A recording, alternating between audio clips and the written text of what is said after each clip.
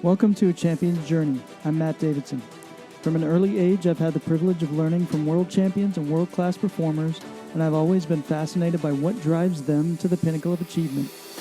In this podcast, I'll interview high performers to learn more about the habits and rituals which have helped them on the road to championship victory.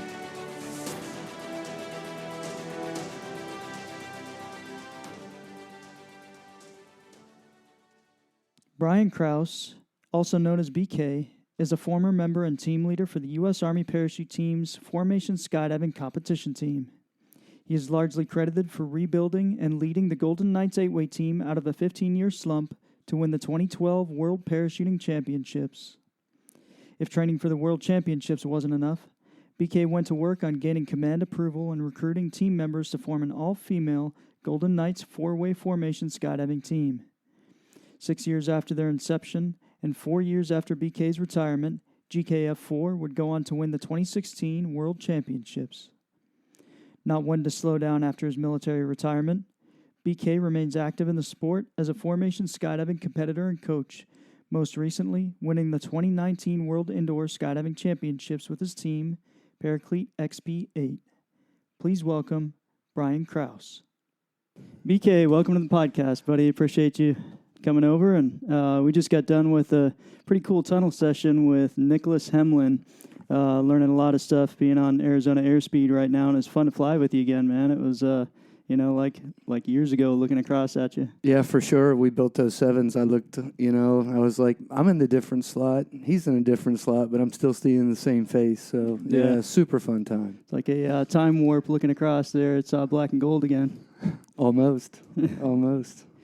So let's take it to back to the beginning and tell us a bit about yourself, what your background is, and how you got your start in skydiving. So I guess a little bit about myself in skydiving is I think it was in '95. Me, and some guys were living in the barracks, and we kept talking about skydiving, but we never did it. And one night, one of my buddies just kind of wigged out, and he's like, all we ever do is talk about it. And, so the next week, we went to the 82nd Club and did the static line program. And I just kind of got super enticed. And I knew nothing about, I'd never seen a skydiver other than when I graduated airborne school. They had skydivers, the Silver Wings, I guess, jump in there. And I saw some guys with Army on their clothes, and I kind of like jokingly was like, man, who would put Army on their clothes? And somebody's like, that's the Golden Knights. So I said, who's that? And they're like, you could do that. I was like, me? And I was like, I'm in. So I went to the 82nd team for, I guess maybe a year and a half, 2 years, kind of working my way up, pulling ground, starting out, like pulling ground, narrating, and then, getting jumps, getting time, and a lot of accuracy coaching, and then started doing demos with the 82nd team before I went to Golden Knight tryouts. Yeah, 82nd team was that was a really good way to farm up talent. Back then I really wish that was still a thing because the team was able to get a lot of really good guys from that. Yeah, for sure. Like during my time on the team, I just think about like all the guys that came with me, like during that time frame, and the guys that I also go like before me in my early time, and have them as teammates again on the Army Parachute Team. So, yeah, totally cool. Nice. So, from there, you went to tryouts? Yeah. Interesting enough, I went to Golden Knight tryouts 3 times. Really? You had mentioned 2 times. Believe it or not, it was 3 times. I got injured twice. The first time, there used to be these big, heavy pack mats. I don't know if you remember them. Like they were, like a big, heavy sort of canvas, and you'd have to unload them and load them, unload them and load them. And it was falling out of the bus, and everything's in such a hurry out there. And I tried to grab it and actually like pulled my shoulder out of joint. And that was the first time like I damaged my shoulder. So unfortunately I had to go home. And then the next year I came back, but in that time frame I had done a whole bunch of accuracy jumps, going back to the 82nd team. And, I got a little bit greedy on target, like competing with the cadre and the selection program, competing against them.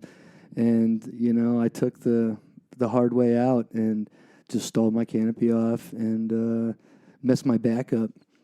So once again, I had to go home. I had this like reject, like, oh man, I'm never gonna make it. I'm never gonna make it. And how many weeks were you in when that happened to you? So I think it was like 3 and 4 weeks. So we were like through the halfway point, and I think it was Brent Dixon and Gary Moeller, Sergeant Major Moeller. Yeah. They said, hey, we want you to come back to the team and work with the accuracy team doing the video camera, shooting 4-way video, because at that time there was the SISM team, so I was the 4-way camera guy, and I ran the accuracy or the style camera, and I did accuracy with the team. And then we kind of went, and that was actually one of my first trips with you. I remember being on the Fokker dropped us off in Umatilla, and I think you guys were going to Titusville or something for a training camp. Yeah. And I remember being on the airplane with you guys. I was just a new guy, I just kind of kept my mouth closed. And I think that was like November.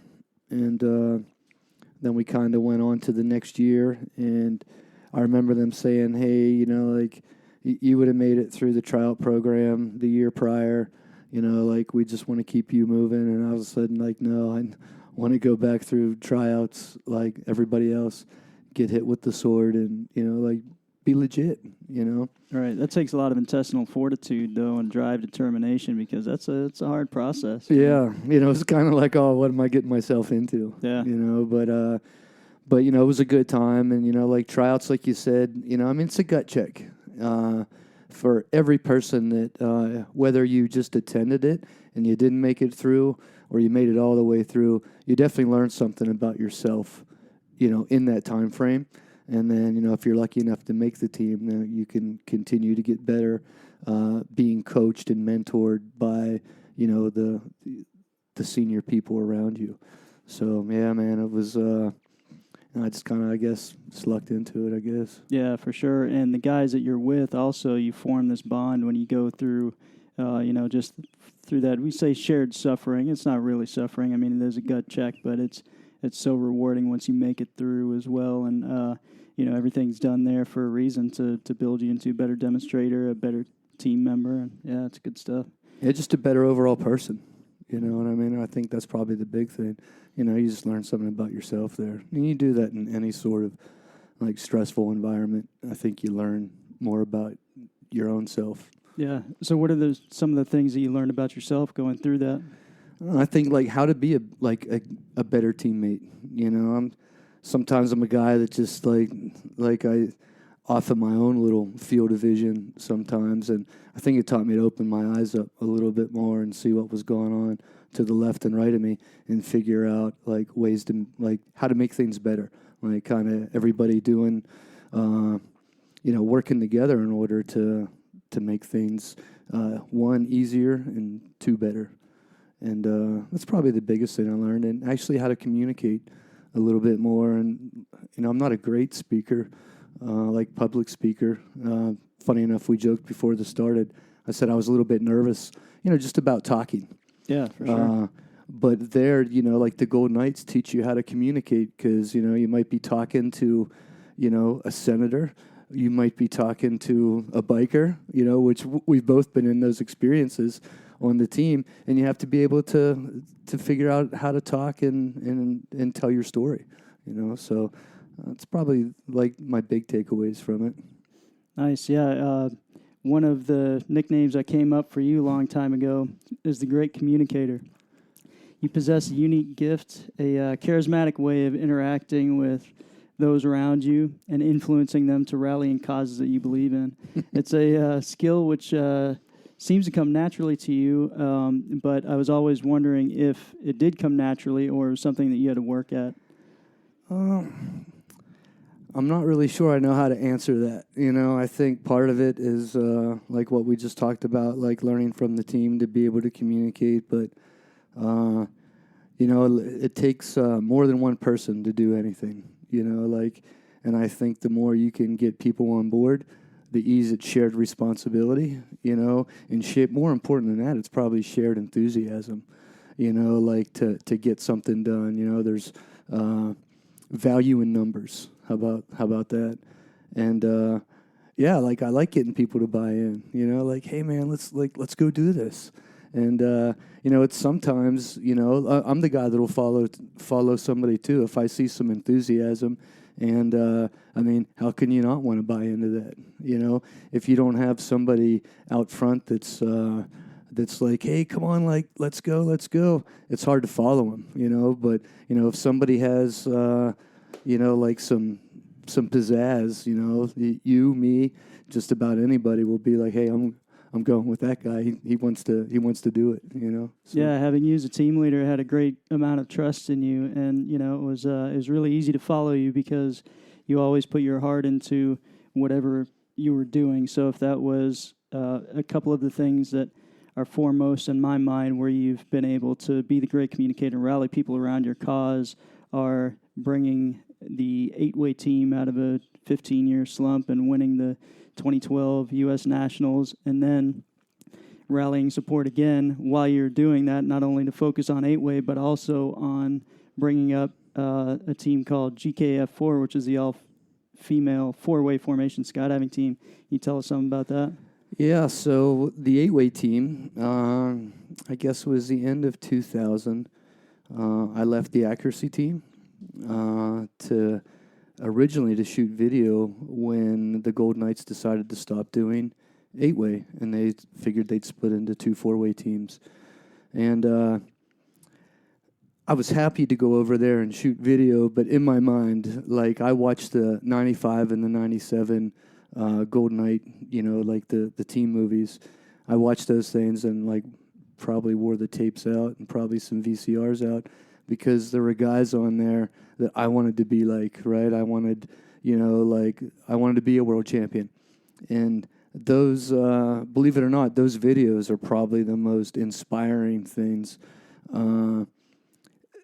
that made me want to, like, shift gears into 8-way when I could. The 4-way, like I said, I went there to shoot video, and then we had a person leave, so I was lucky enough to step into a slot. And that was probably a game changer without me knowing. I think I would have been happy shooting video there. Not quite what I wanted to do, but still, you're a Gold Knight, you're on a competition team, and but I think when the one person left and I stepped in the slot, and then that's when, like, I started to grow as a skydiver. During that time, it was me, Tim Reynolds, Brooks Weiner, and Jason Harris, and we were, just 4 guys that, we had basic skydive ability, but we just kind of just hit it as hard as we could and jumped as hard as we could, and we had some mentoring by Eric Heinsheimer, Chris Talbert, Kurt Eisenbarger, and Hoover, right? So they kind of looked after us during that time. And, like, they kind of set the standard for us to try to emulate those guys. And that went on from 2001 to 2002. And at the end of 2002, like, I think we'd done, like, around an 18 average, right? Like, somewhere in the middle of 2002. And then we went to nationals. We had some people get hurt, so we were bouncing people in and out of there.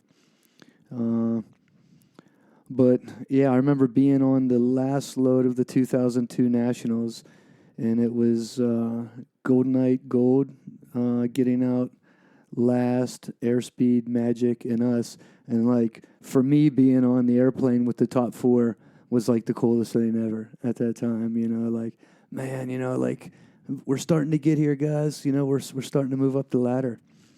And then 2003, the Golden Knights looked at putting another 8-way team together and letting Golden Knight Gold focus on the world meet that year in Gap, France. And it just kind of never came together. There was some, we had just some manning problems with it.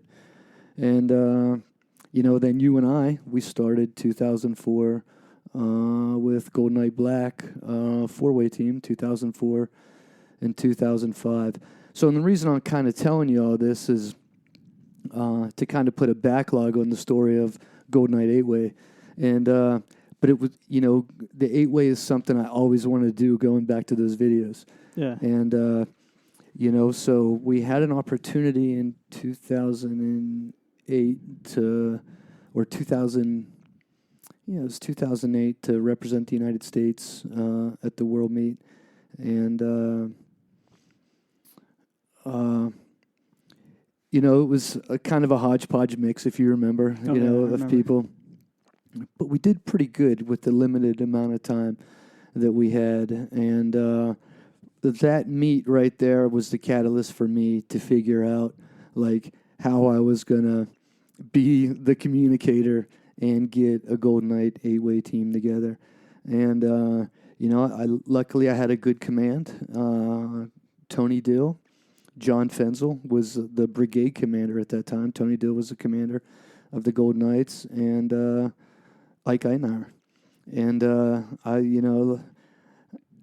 I think I might have pleaded with him. I'm not sure, I was like, I need to make this happen. And Colonel Fenzel came to France to watch us compete, and that right there spawned kind of the birth of the Golden Knight 8-way team being reborn, having some time with him. And he asked me the questions, and I gave him the honest answers, and that was kind of like the catalyst.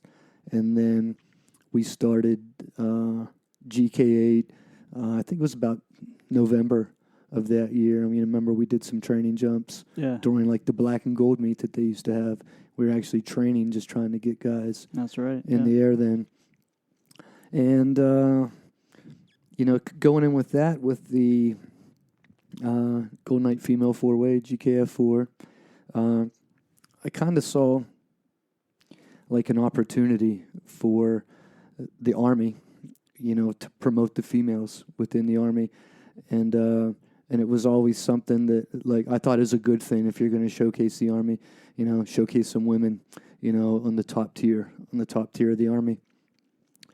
And I think that was 2011, right? I think I had my hands full at first with the 8-way, and then, I remember, rallying the cause again, how are we going to make this happen?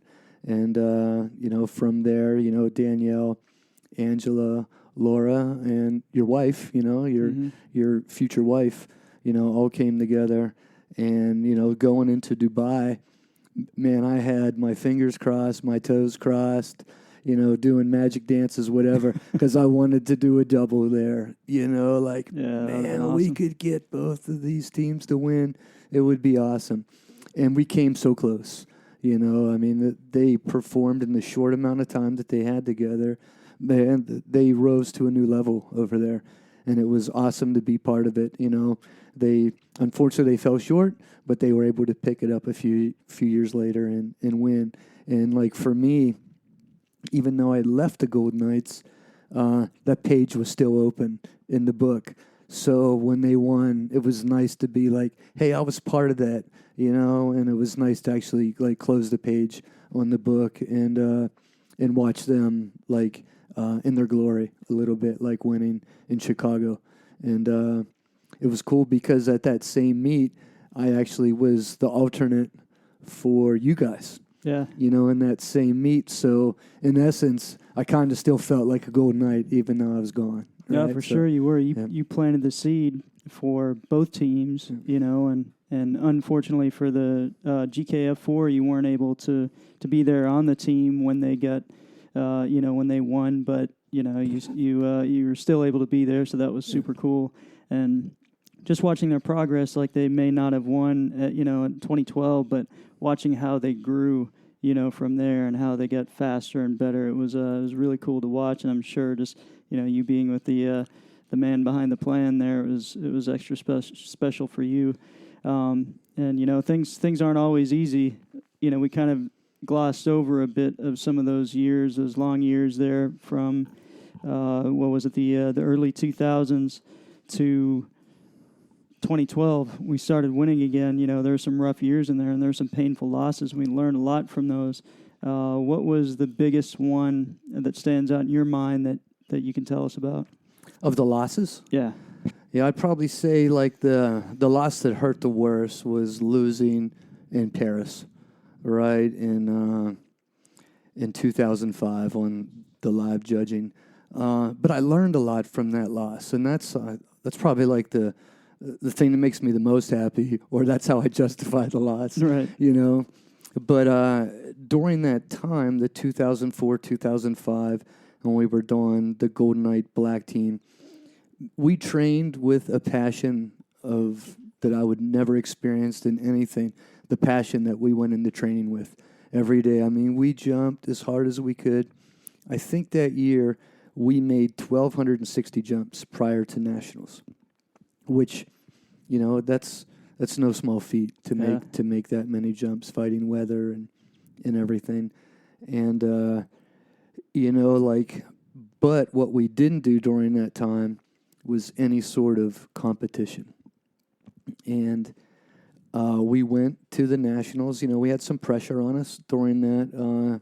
John Hoover and Brooks Weiner's, their jobs in essence, because if we didn't win, the Army was going to pull them back into their career field. And, you know, I think that was some added pressure, but we hadn't performed up to our expectations, even when we did the Shamrock meet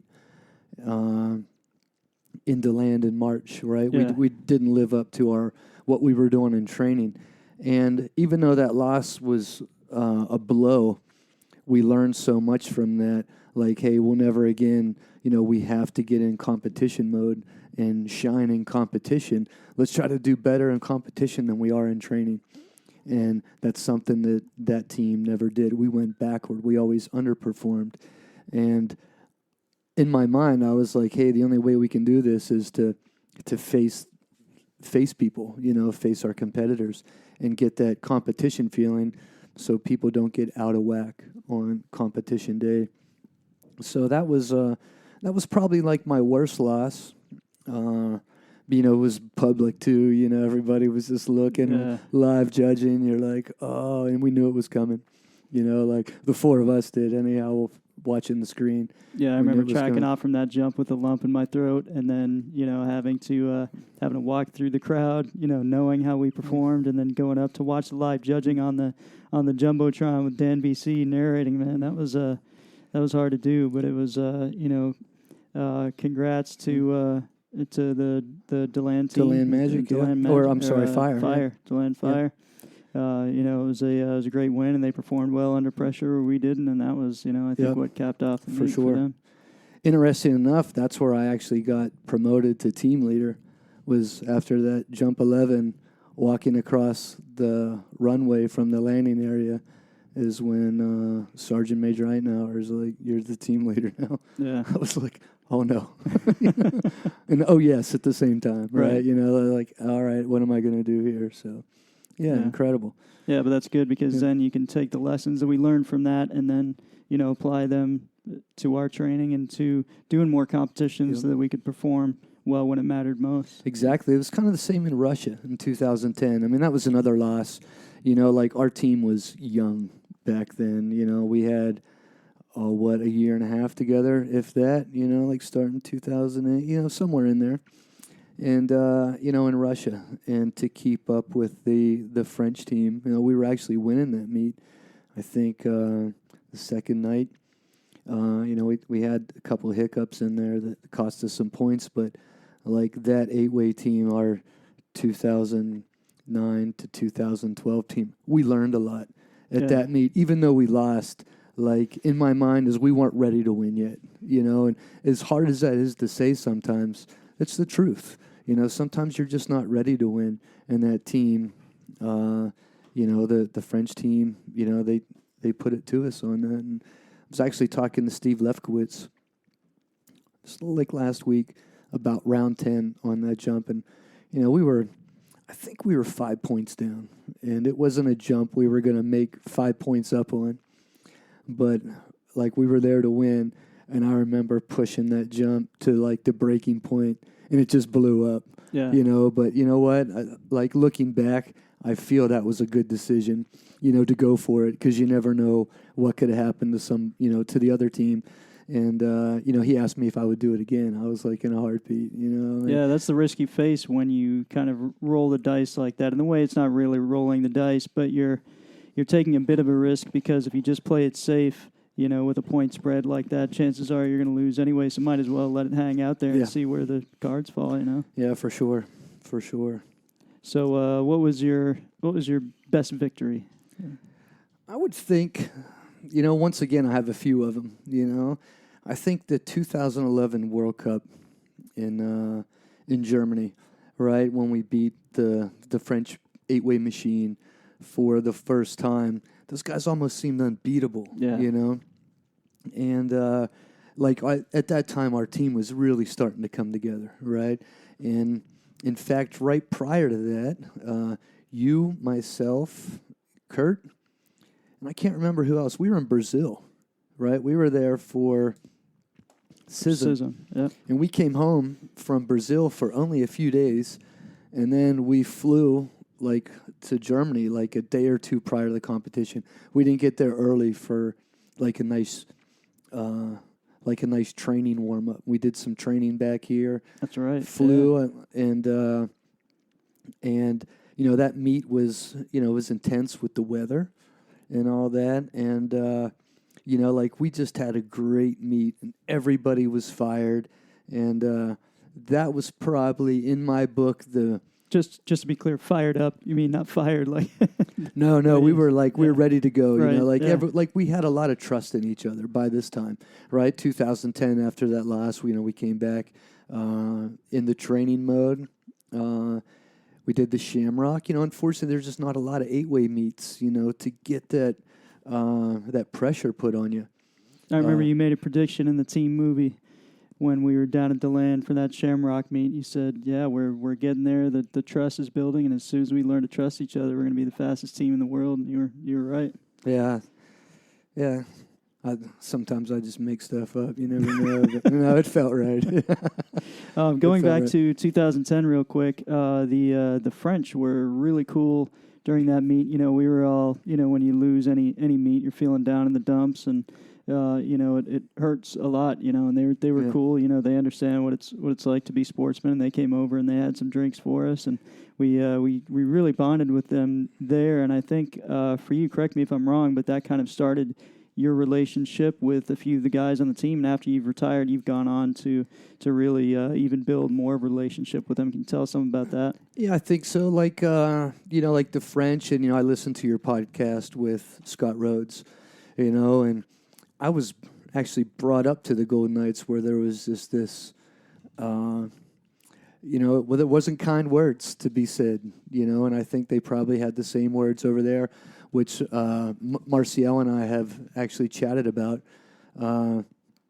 But I think they really they take being a world champion to heart, and I've actually learned from that. And at that meet, like I did make friends, and I have lifelong friends now, is Marcial being probably the catalyst, him and Damien, from that time frame right there. And, and once again, on the being a world champion and how much they take it to heart, it actually taught me a lesson, right? And sometimes, especially being on the Golden Knights, you kind of take it for the Army, because you're a soldier, you're competing for the Army. And that was one of the things I did the majority of my time on the Golden Knights, is I wanted this win to be for the Army, And of course, I was going to be involved in the win, and I was taking victory myself, but it was the Army that was winning. And I think the older I've gotten, and some lessons I've learned, especially from the French guys, is, it's got to be a little more take the stuff more to your heart, maybe less of a job, if that kind of sounds, in there someplace. But a lot of times I took it as a job, just wanting to do like your best for your employer, and I think, I learned some valuable lessons at that meet. Right, yeah, you've got to maintain a balance there for sure. And there's multiple reasons why everyone does something like this. But 2012 too, I mean, that's another meet. I mean, that was the Super Bowl. It was probably one of the biggest world meets that I've ever been around, being in Dubai. And it was my last world meet, on the Golden Knights. And I remember telling everybody, I don't know if you remember this or not, I was like, guys, enjoy it, right? I think it was like round 10, I'm like, hey, guys, like, look around up there and enjoy it because it's my last one. And I don't think I enjoyed it as much as I could have. Not that I didn't enjoy it, but I don't think I enjoyed it as much as I could have, like, just opening my mind up a little bit. And I remember talking to everybody about that, like, right before round 10. But winning that one, like we had to win in my mind for my escape plan or my exfil plan to work out, in my mind. And plus we had just put so much time together and we had such a great team that I feel everybody deserved to win. Like we put the time in, we did the work. Now we get the hardware. Yeah, we did have a great team. That was an incredible experience tracking out over the Palm. And after round 10, taking that ride back on the boat, that's something I won't soon forget. That was incredible. Yeah, no kidding, huh? Yeah. Crazy. And it's like a long time ago now. Yeah. You know what I mean? And like watching GK8 where they've kept on going, I still like I feel part of it a little bit, and you watch the new guys come in and you watch them build, with like the Golden Knight planning and their structure. It's fun to still see, it's fun to see your wife having at it too, Yeah, it is great. It's you've had a huge part in that. You are still part of it, man, because the project wouldn't be where it is now if it wasn't for you. So thanks, man. Yeah. What was one of the funniest stories you can remember from your time on the Golden Knights? I don't know, man. One that we can tell on air here. I don't know, man. What are you thinking? Oh, man, there's so many. Yeah, but that's why I was, interested in asking you the question. I can't, I don't know if funny is like the word. I mean, like good times, right? I mean, like, I remember, like, jumping in the snow, right? 2009, we didn't do a winter training. We stayed back here. I think we were under a little budgetary restraints during that time. We're like, yeah, we can train home and, save some money to do some other stuff. But I remember jumping in the snow. It was super fun, big deal. But I think just general funny is just team room talk. The stuff that we would talk about and, sometimes argue about, with passion, right? Because everybody on that team's passionate, and their point in their mind at the time is the most important thing in the world. And that's probably, like, fun-wise, was actually coming to work every day with the team, because there's no doubt we were going to laugh. Every day we were going to laugh, and, it's just a job I look forward to coming to every day, All right, what are we going to do today, Because somebody was going to come up with some sort of tidbit or story or whatever that we were all going to laugh from. And when you, Kurt, Eric, and I did that fishing trip last year, I mean, we laughed all weekend. My cheeks hurt, by the time, the weekend was over, because all we did was laugh. And it might not have been funny to anybody else, but we surely thought it was. So. Yeah, it was. We didn't catch a fish, but we had lots of laughs. After you retired from the Army, you definitely didn't seem to slow down at all. You continue to rack up an incredible list of achievements, including sharing your in-depth knowledge of formation skydiving as a coach, working full-time for Sunpath Products, competing with Paraclete XP in national and world-level competitions, and you conducted high-altitude testing in Nepal. When you turned from Nepal, you seemed to be more at peace. Can you tell us about what made you, what changed you in that trip? Yeah, I guess this is kind of interesting. a lot of people have asked me, like, kind of like the same story. And I guess in a nutshell, right? Going there, yeah, man, I was just like working all the time, and just like anything, I get wrapped up in what I'm doing. And if it's, a gum chewing contest, I want to try to win it.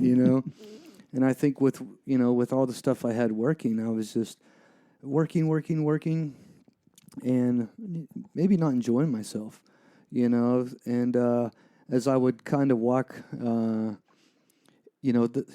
there's no TV, no radio. Your cell phone works over there.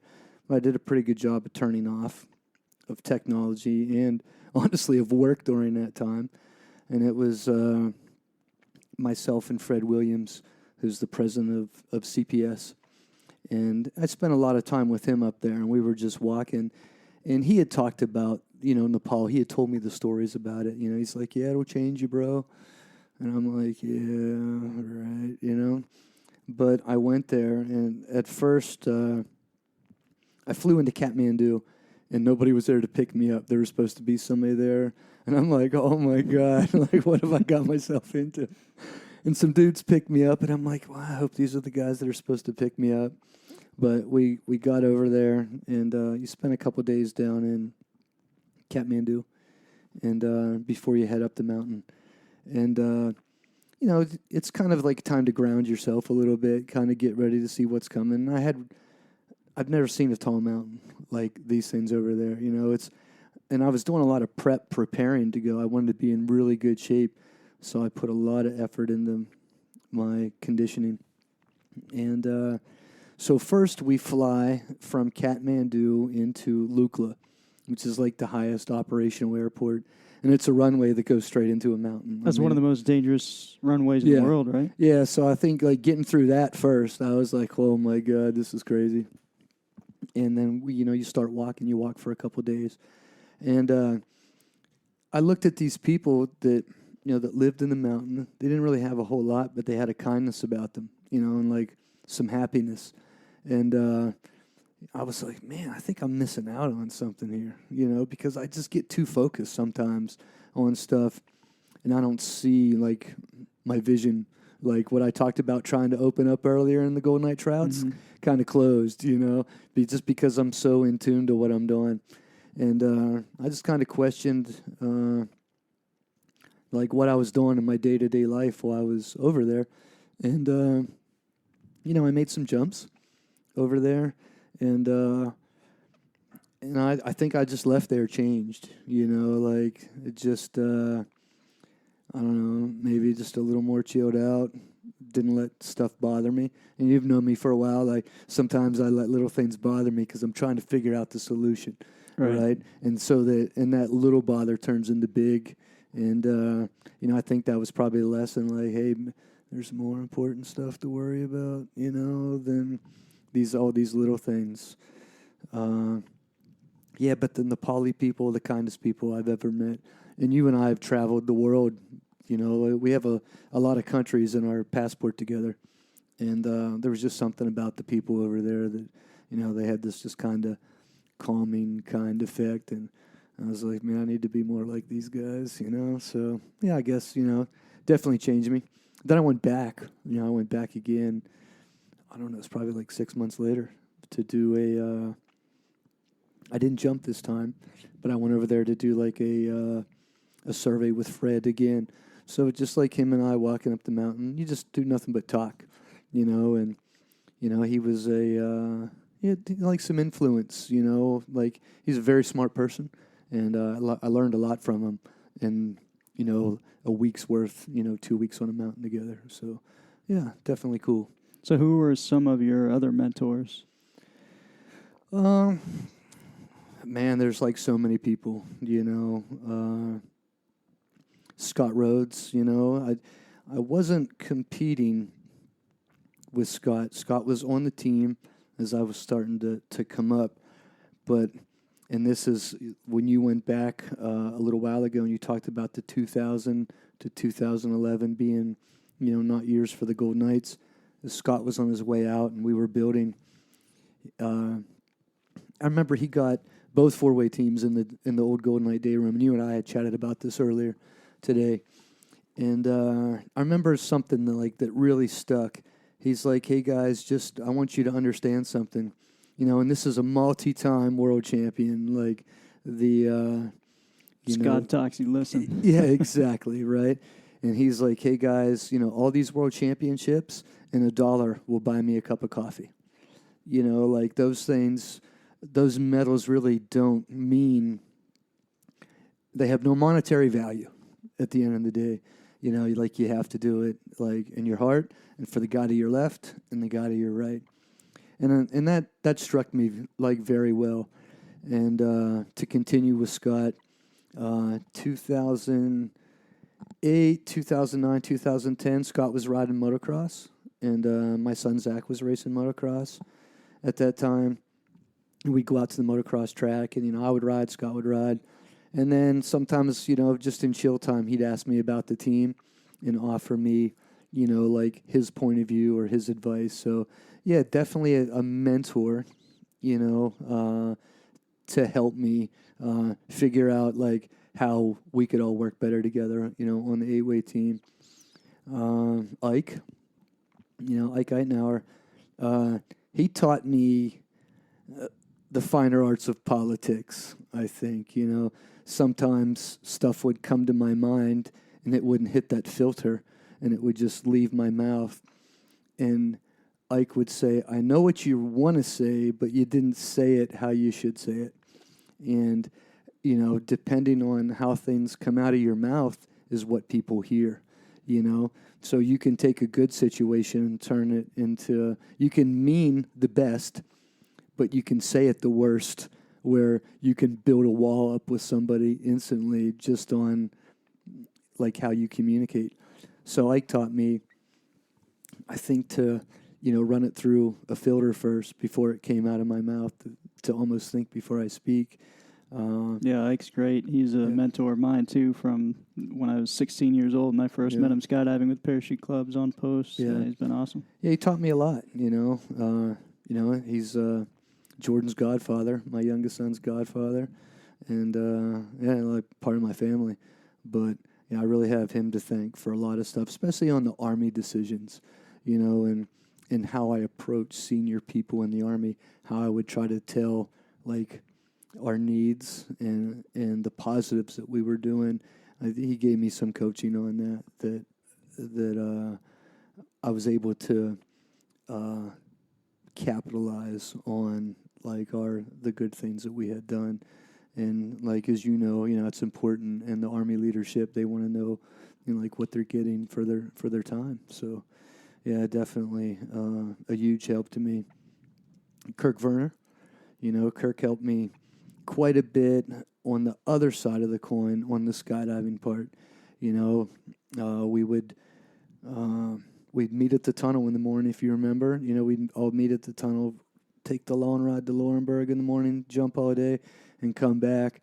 And we came back, I usually went inside, and I'd sit with Kirk, and consulting with the Oracle. Consulting with the Oracle. And, we would just talk technique. And I'd also be like, "Hey, man, am I right on this? Because if I'm not right, somebody needs to tell me I'm wrong." And he was a pretty good, like a sounding board, and to be honest, like everybody on the team helped me in some way, like mentoring. Believe it or not, everybody had something to offer me. "Hey, dude, you're a little bit, like this is too much, because I was always wanting to push, like push. And sometimes, I hate to say it even right now, you have to pull back, right? Which is just outside of my mentality, but I understand the reasons for it. But sometimes I needed a nudge, like, "Hey, maybe let's pull back a little bit." That really says something about your personality, though, that you're willing to go to others that you see that have more experience than you do and consult with them, and have enough self-awareness and enough humility to be able to take their advice and then apply it. Yeah, I think they all wanted to help me. That's the big thing is, like, I think, I came to them in need, and they saw, like, how they could how they could help. And I learned some lessons on that too, like help people, like people want information, if they ask you for it, give it to them, and sometimes, if they don't want it, don't offer it, but I think, I definitely learned some valuable lessons from all those guys. One of the things you've done too is you've gone on to be a great coach outside and sharing your knowledge. But like you said, you always learn from, as you're coaching as well, you learn from the people that you're coaching.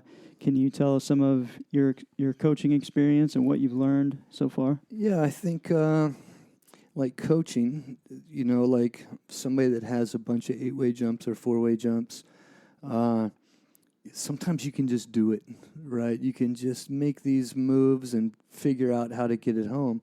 But a lot of times when you're coaching, especially like, people with not a whole lot of jumps, not a whole lot of experience, you have to find these pictures, right? And you have to be able to articulate, like, what you're looking for now, what you're going to look for a half a second later, something like that. And, like, being able to coach people made me a better jumper at the end of the day. And we actually had this chat the other night, changing block twos.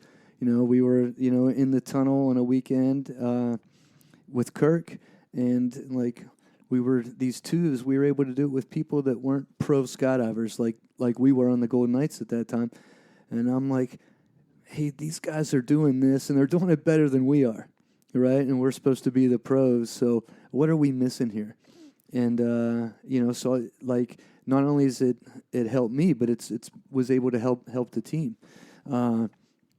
Coaching now for me is super fun because I like seeing people that come and they buy in to knowledge, and I don't mean monetarily. I mean like they want the knowledge out of your head, and sometimes you have to take them backward in order to push forward.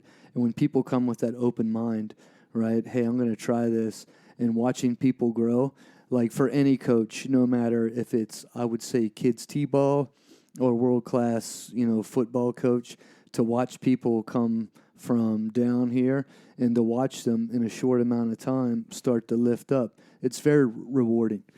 And especially with skydiving, there's so much, you can only practice so much, right? So let's just look at a 12-jump day. A 12-jump day is a long day, like on a drop zone, prepping, with all the prep time and stuff that you have to do for a younger team, and then be on the drop zone all day for 12 jumps, that's minimal time. That's really, 12 minutes of free fall is what they're getting to, with all that coaching, to put things in place in that day. They get really 12 minutes to practice it. And when you see people excel with only 12 minutes to practice, because it's all, on the mental side, it's rewarding, and you become a team member with them.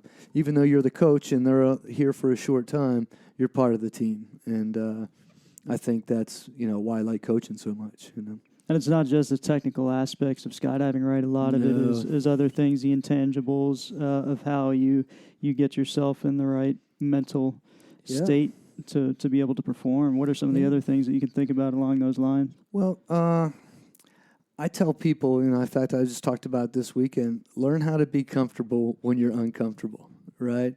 And not to sweat the small stuff. As much as we want to be perfect on every jump, you're never going to make that same move perfectly. As much as you try, somebody in that formation, whether it's 4-way or 8-way, is going to make a move that's a little out of whack. Don't let that worry you. Like, be comfortable when things aren't perfectly right. Figure out the solutions. What do I need to change right now to make this block still land or this random still go?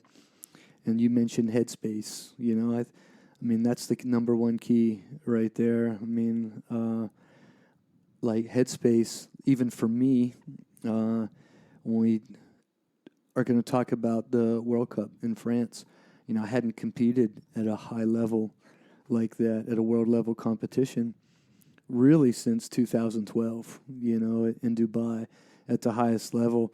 And I was a little bit concerned of my own headspace over there. I was like, Am I too relaxed? I think so. Am I too revved up? I think so. It's just trying to find that middle balance to where I was comfortable, in an uncomfortable situation. Competition, at a high level of competition, it's all the cards are out on the table then, and you have to play the hand that you're dealt. And that was probably my biggest personal thing, is to make sure that my headspace was right. Yeah, we talk about being in a calm state of arousal.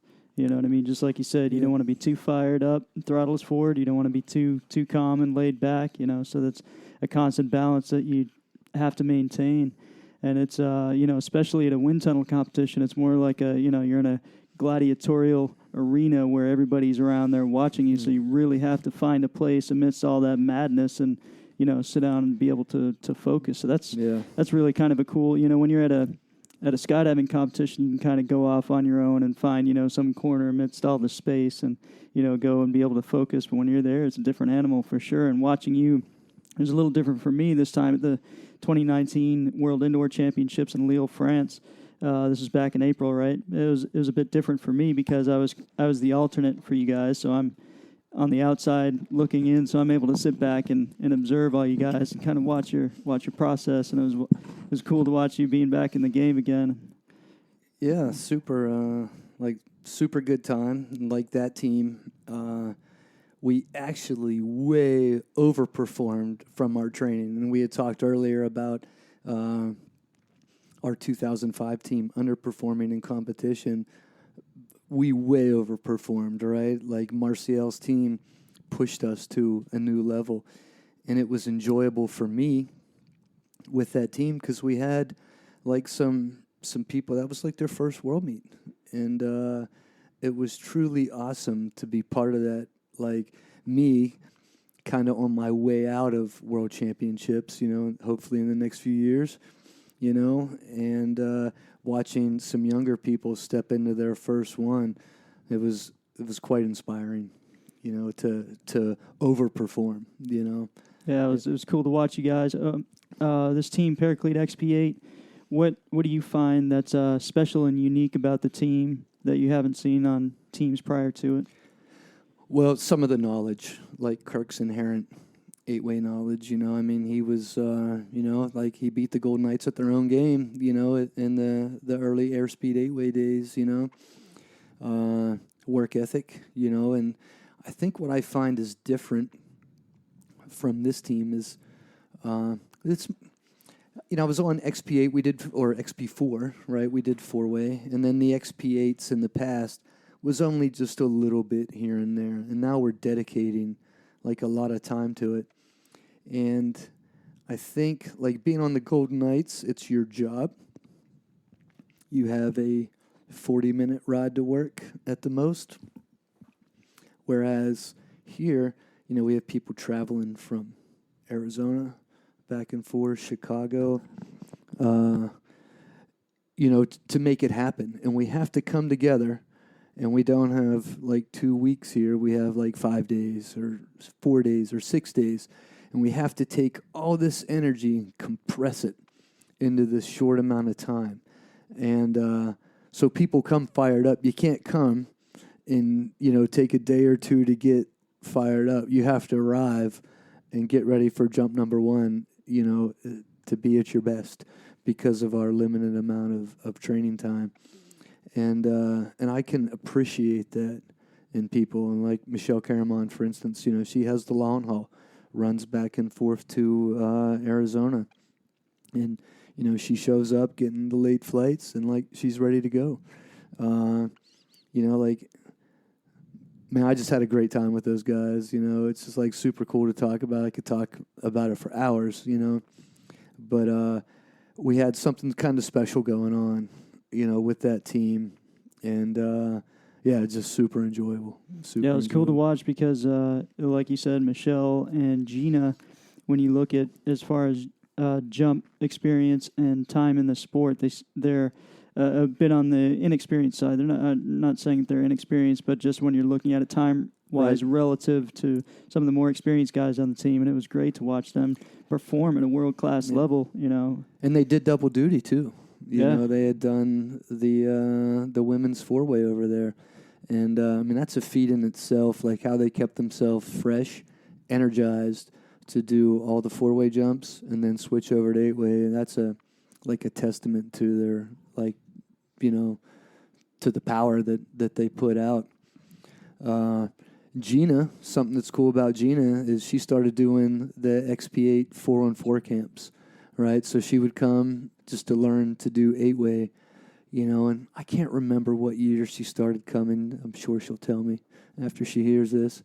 But, she was just learning eight-way, and she was my piece partner, and it was incredible to win a world championship with her as my piece partner, and so, that's just like the little cool things about it.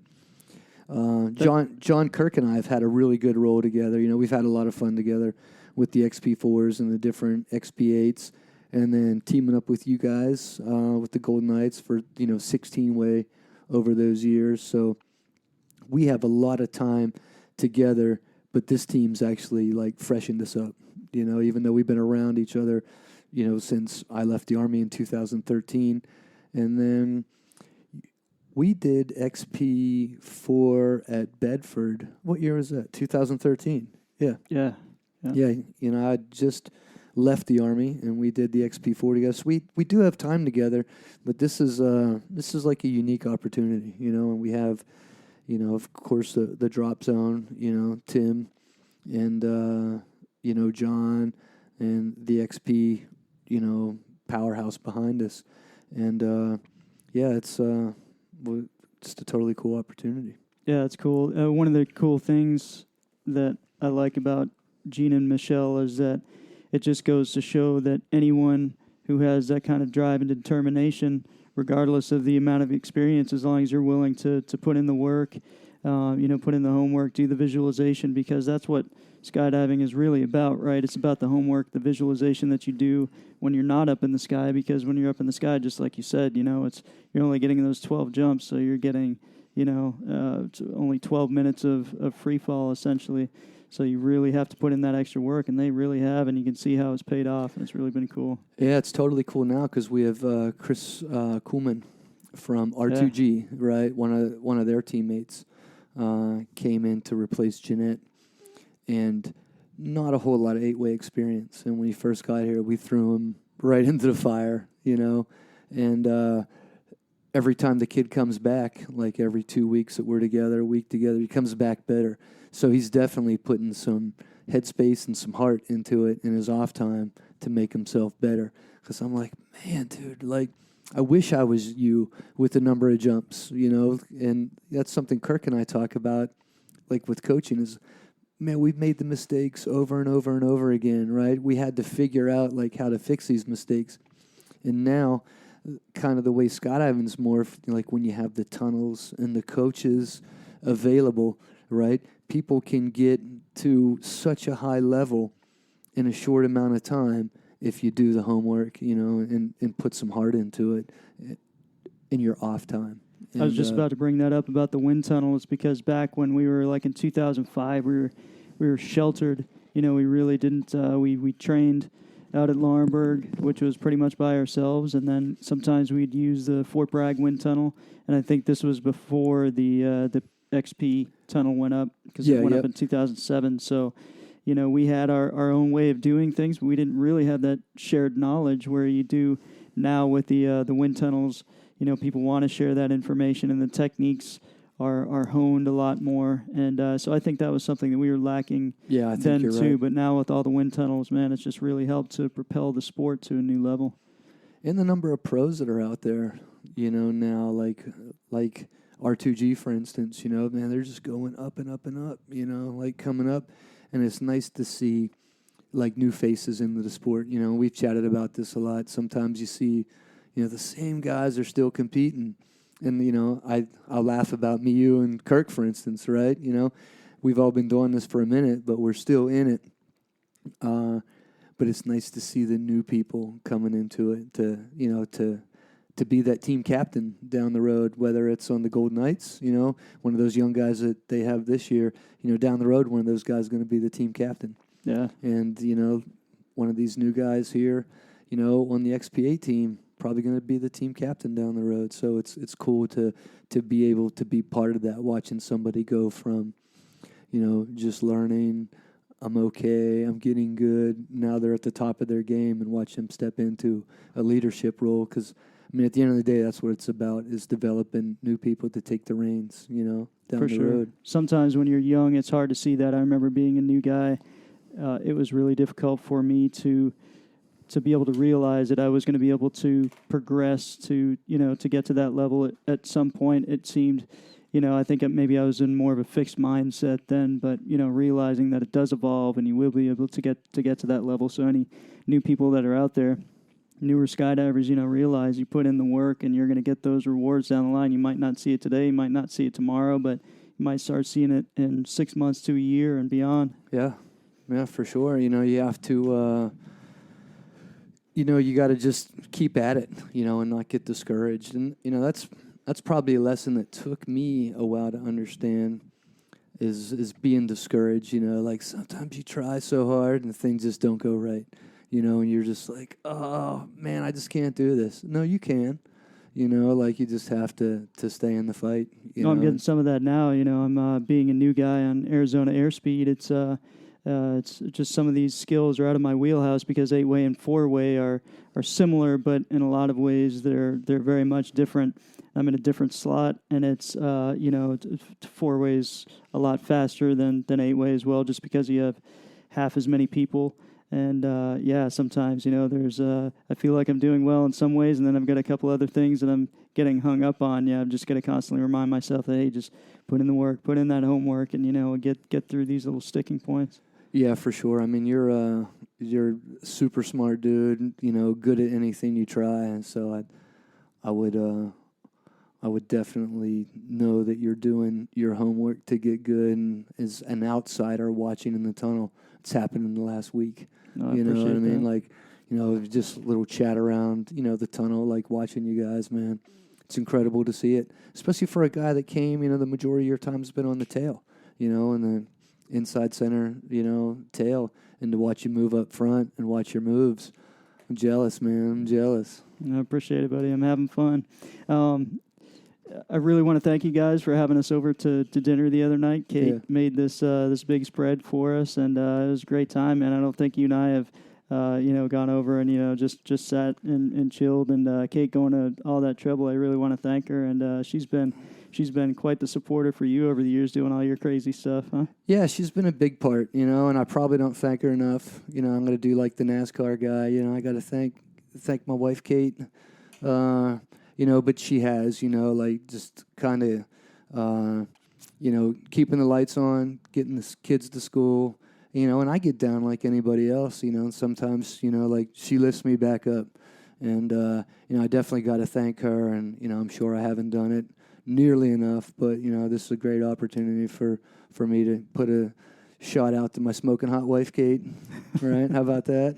Yeah, it was great to see her. Anytime she comes over to the tunnle, man, I always love it. And she's chatting with everybody. It's and fun. she's good at that stuff too. Like, a lot of times, like I feel like I use my energy up during the day, and I just want to go home and just relax a little bit. And like relaxing to me could be on a lawnmower or doing whatever. And Kate is a socialite, and sometimes I think I miss out on the social stuff. So it's good for her, to say, hey, BK, by the way, there's a bunch of people coming over tonight. I have everything taken care of. You just got to come home.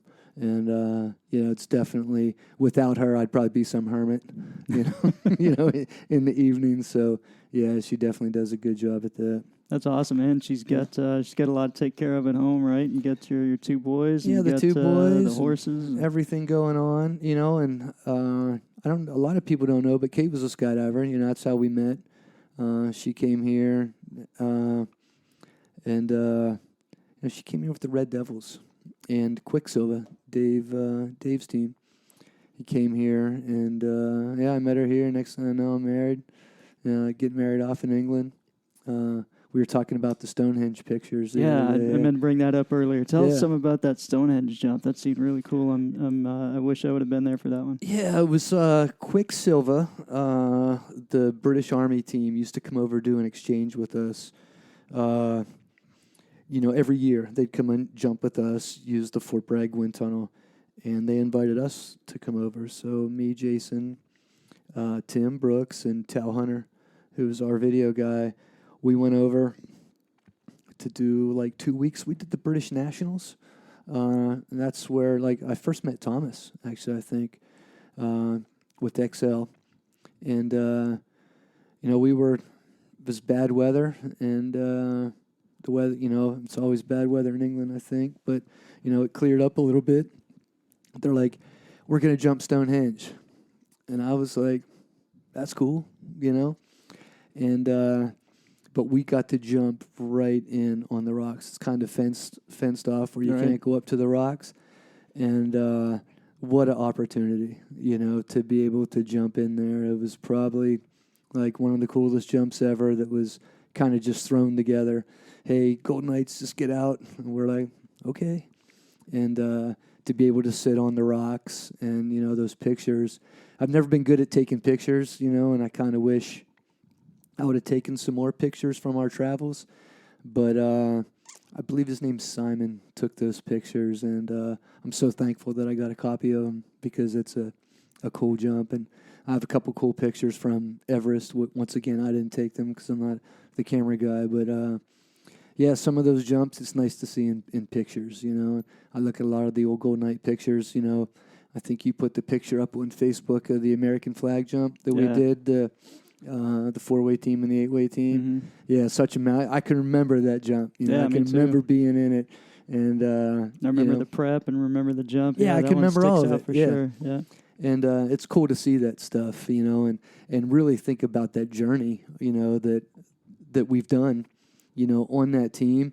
And you're getting ready to do now with airspeed, and I'm getting ready to do with XP8. We're all off on our own journeys again. So, yeah, it's unfortunate that we're not all together, but it's cool to be on a different journey with a different group of teammates. Yeah, but it's cool that we're getting to see each other more and more, too, because the skydiving community is really a small community, and that's what's cool about going to all these different competitions. It's one of my favorite things. It's not just doing the skydiving. It's about being around all the people. It's like a reunion every time you go to one. You get to see all your friends from different countries from around the world, and it's super cool. For sure. When we went to when we were in France for the World Cup, I came home for a week, and then I went over with Martial Ferre and Damien Sorlin to do another, we called them Hell Weeks, of 8-way coaching. And it was finishing with the French Indoor Nationals right back at Wembley. And I think I was like 2 hotel rooms down from where I stayed at the World Cup. And while we were there, Martial's like, hey, some of the old 8-way team guys from like our generation are competing against Julian Deegan, Thomas Perrine, Bruno, Martial. They're like, hey, let's put a 8-way team together. And what an awesome opportunity, awesome. to do 8-way with those guys. Clementine from the French women's team. Michele, the new member of Hayabusa, was on the team. And Arleon, he's now on the new French 8-way national team. And we came together. I think we did like 20 minutes of training. And I think we did almost like maybe a 29 average, and it was just feet and hands and elbows, and gloves keying things. And just what an awesome experience. And those guys, it was so awesome just to hang out with them, and then it was after the finish, it was nice to just sit down, have a couple drinks, and, tell stories, hey, this is why I like you, right? And I think that's probably, a huge rewarding part of being able to go to these different competitions, like you said, is the people. Like if there wasn't good people in skydiving, why would you do it? Right. Yeah, So yeah. totally. Michele's he's another one of those guys that a young guy who's put in the work. He's done the homework, and man, it's he's talented. It's going to be cool to see how far he goes, and it's just really cool to see that young people are still interested in formation skydiving, and they're gonna carry on the torch. When we get ready to hand it off, not so distant future here. It's totally cool. So along those lines, what advice do you have for those wanting to embark on a champion's journey of their own? I think be ready for what you're getting into. If you want to be a champion, you got to do the work. I think that's probably have an understanding that nothing comes easy. That's probably the biggest thing. And if you do the work, you'll get the results. Teammates. I think teammates, just go back to the 2009 team. We chose the right people, I think there might have been some better skydivers at the time, but, you and I talked about everybody that was coming to that team, that tried out at that time. And, being a good teammate leads to a good team, which leads to good scores. Everything's kind of tied together there. And I think, being a good teammate, you can be the best skydiver in the world and a bad teammate. Nobody wants to jump with you. And, that's, teammates, man, they become your family. And I think it's super important, to choose the right team for you. And each team has their own, I'd say, teams are different, right? You have your chilled out teams that are fast. You have your more loud teams that are fast. You just have to kind of find where your mentality fits in with that group of people. And if your mentality doesn't, then you have to change it. And there's nothing wrong with being high strung or being chilled out. You just gotta find that middle ground there. I think doing the work, because there's only a small amount of training time. And we tell people this all the time, coaching, watch video, watch yourself, watch the Golden Knights, watch Airspeed, watch Hayabusa, watch these guys moving. Try to imitate it, because there's only so much you can do in that short amount of time in the sky, but there's a lot of stuff you can do in your head. And I think that's probably my biggest advice, and don't quit. For sure, don't quit.